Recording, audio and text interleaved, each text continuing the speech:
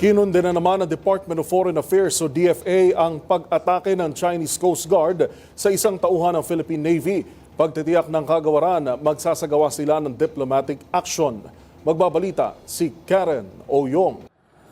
Tinawag na hindi katanggap-tanggap ng Department of Foreign Affairs o DFA ang naganap na pag-atake ng Chinese Coast Guard sa isang Philippine Navy personnel habang nasa karagatan malapit sa Ayungin Shoal na parte ng teritoryo ng Pilipinas. Ayon sa reaksyon ng kagawaran matapos lapitan ng isang China Coast Guard Rigid Hull Inflatable Boat o RHIB, sakay ang tinatayang 8 katao ang BRP Sierra Madre na nakatindig sa naturang shoal at nagsisilbing outpost ng isang contingent ng military personnel ng Pilipinas ayon sa Armed Forces of the Philippines.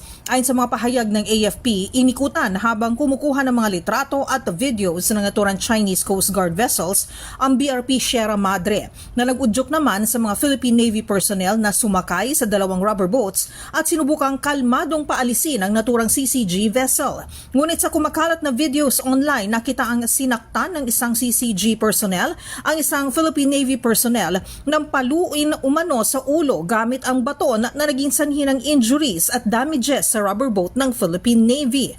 Ayon sa DFA, kasalukuyan silang nakikipag-ugnayan sa AFP at kumakalap ng karagdagang detalye ukol sa naturang insidente at nagbabala na asahan ang karampatang tugon o diplomatic action kaugnay ng naturang insidente.